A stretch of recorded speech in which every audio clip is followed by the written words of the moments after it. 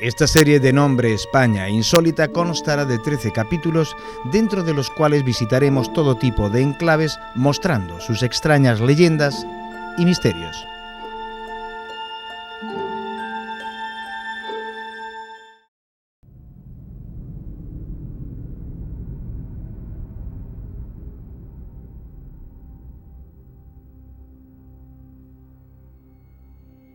Nada podía parar el avance de estas personas, que gracias a las donaciones económicas que recibían eran cada vez más poderosos.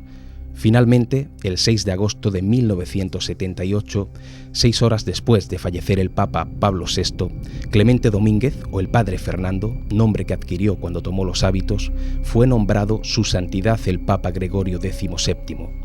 Acto seguido ordenó 24 cardenales y fueron elevados a la categoría de santos personajes de la historia más reciente de España, tales como San Francisco Franco, San Luis Carrero Blanco o San José Antonio Primo de Rivera. Además, excomulga las máximas jerarquías de la Iglesia Católica. Afirman los seguidores del Papa Gregorio XVII que fue elegido directamente por Dios. Muchos curiosos y devotos acuden al lugar movidos por las hermosas imágenes que dicen ver quienes han sido testigos de esas apariciones que se están repitiendo. Algunos aseguran entrar en estado de éxtasis y otros incluso sostenían brasas entre sus manos sin quemarse. Entre esas personas que acudieron a ver qué sucedía en aquel lugar está Clemente Domínguez, un hombre sin trabajo que pasaba los días orando. Su fama va creciendo a partir de mostrar al mundo estigmas en su cuerpo, como prueba inequívoca de que el dedo de Dios le había tocado. Además, aseguraba conversar con figuras celestiales. Muy pronto comenzaron los donativos, siendo el primero de 18 millones de pesetas, lo cual les permitió adquirir la finca de la Alcaparrosa.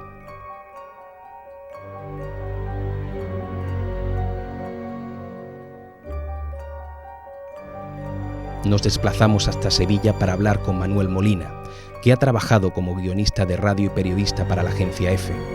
Es conocido especialmente por ser un especialista en el Palmar de Troya, y es que en su libro, Los secretos del Palmar de Troya, nos cuenta en primera persona situaciones vividas desde dentro de la orden religiosa creada por Clemente Domínguez en los años 70. Molina respiró todo el ambiente de secretismo que poco a poco se fue adueñando del lugar, por lo que nadie mejor para contarnos la historia del Palmar de Troya que él. Y además, estamos hablando de una persona que mantuvo una relación de amistad muy estrecha con Clemente Domínguez y con quien en la actualidad es Pedro II. Muy fácil. Ahí así ha habido siempre un tema fiscal. Fraude fiscal. O estafa, o lo que quieras. Sí. Un tema fiscal. ¿Por qué? Pues porque en este país, como en otros muchos del mundo, quien hace un donativo tiene derecho a deducir un 10% en su declaración.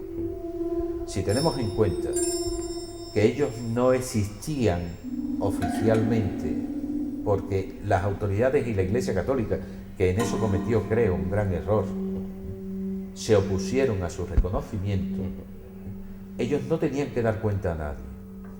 Si tú ibas y le dabas 1, le podías pedir un recibo por 100, porque ellos ese recibo no iban a tener que declararlo ante nadie. Con lo cual tú en tu declaración, por ese 1, te descontabas 10. Era una jugada perfecta. Hasta que el Tribunal Supremo en el año 86 falla a favor de la orden, dice que tiene que ser reconocida como tal y que tiene que ser inscrita en el registro de asociaciones religiosas.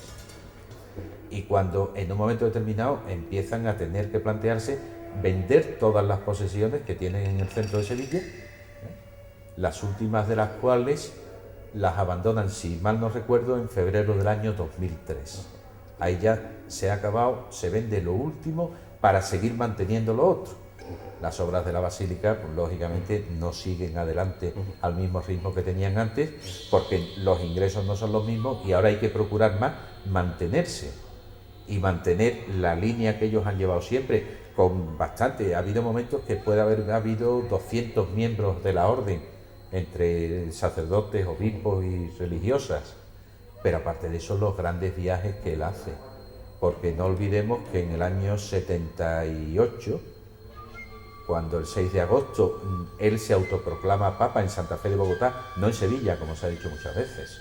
Él lo hace allí porque es allí donde le coge la muerte de Pablo VI, le coge en el 9º viaje que desde que empezó esta historia él ha hecho a tierras americanas, sin contar los que había hecho por Europa, los que había hecho a Tierra Santa.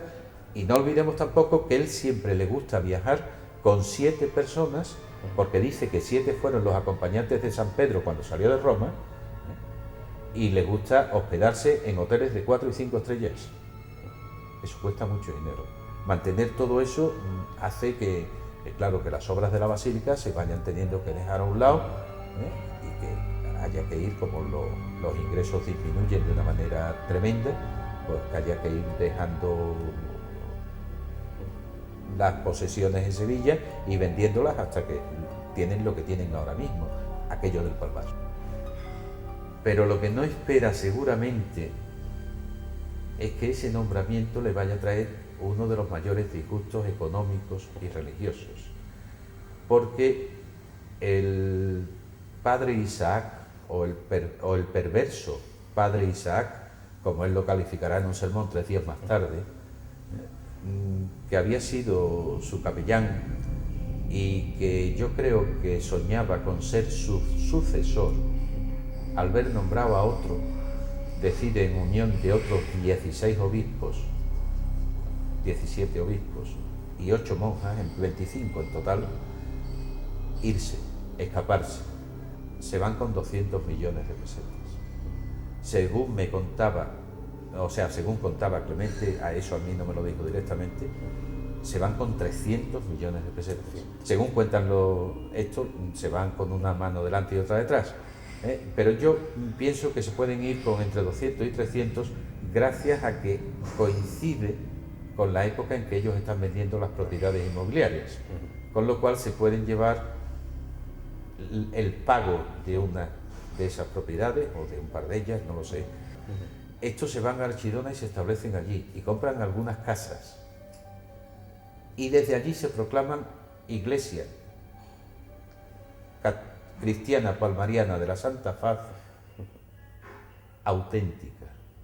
Pero desde allí además proclaman la herejía de Clemente Domínguez o Gregorio XVII y de Manuel Alonso antes y después de proclamarse Papa Pedro II, con lo cual afirman que los dos han cometido herejía, ninguno de los dos son papas, y como desde luego la Iglesia Católica verdadera es la palmariana, la silla de San Pedro sigue vacía, con lo que en cualquier...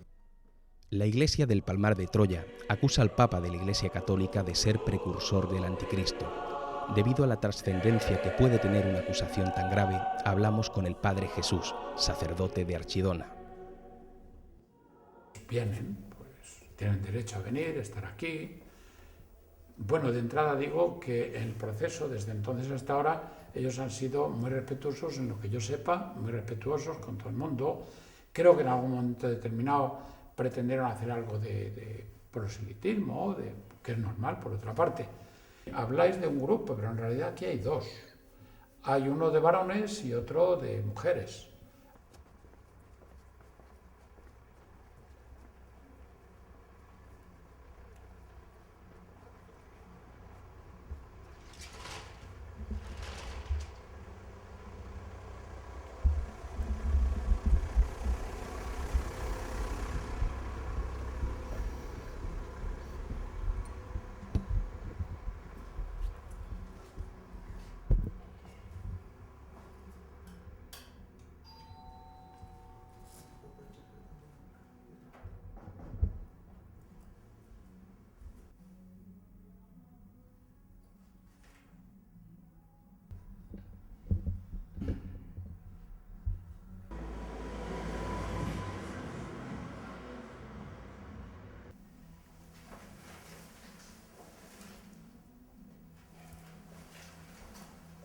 Me parece que no siempre, no están de manera estable aquí, me parece, porque antes les veía habitualmente, todos los días veía alguno. Ahora no, ahora hay veces que no les veo. Me parece que he dicho antes que en alguna ocasión parece que quisieron hacer algo por proselitismo, pero aquello no debió ir a nada más, me parece. Quizá lo de ellos sea, bueno, al ser menos, al querer defender algo, se ponen un poco más en guardia. Yo la verdad es que no lo sé. Vamos al ayuntamiento a entrevistarnos con el alcalde del pueblo, a fin de saber qué trascendencia política ha alcanzado la instalación de estos nuevos inquilinos en el pueblo. Nos recibe amablemente. Que esté tampoco muy interrelacionado en la sociedad, ¿no? Viven un poco en su círculo respetuoso, aparte. Cuando se le pide que ayuden, ellos ayudan, pero tampoco están continuamente tratando de ganar adeptos. Desde que Gregorio XVII anunciara su sucesión, un sector importante del Palmar de Troya no estuvo de acuerdo y la situación empezó a tomar un nuevo rumbo. Muchos hombres pertenecientes a la iglesia del Palmar de Troya se establecieron en Archidona formando un nuevo grupo. Lo que tenía detrás, ¿no? Es decir, estábamos hablando de una posición de la iglesia pues anclada en el pasado y revisando todo lo que había sido la iglesia actual. Pero bueno, era un número pequeño y tampoco sabíamos qué trascendencia iba a tener, ¿no? Evidentemente se conocía y no supuso tampoco mayor inquietud que la de, bueno, una cosa nueva que se instalaba en el municipio y ver de qué forma se encajaba o se articulaba con el resto de la sociedad. Nos dirigimos a hablar con el padre Isaac, máximo representante de esta escisión.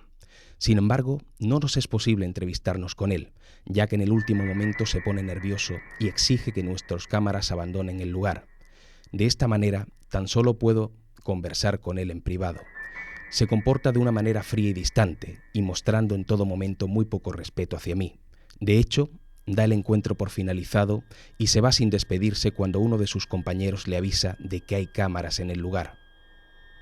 Es hacer un documental donde me hable el alcalde del pueblo, donde me hable la gente del pueblo y donde no den la cara los auténticos protagonistas de una iglesia que se considera la iglesia auténtica, digamos, ¿no? Y que de alguna forma no den la cara, ¿no? Yo sé que es por el problema que habéis tenido con otras televisiones, pero que para un documental extenso donde queremos ofrecer toda la historia, aunque sea antigua, pero no se ha hecho ningún documental, y creo que luego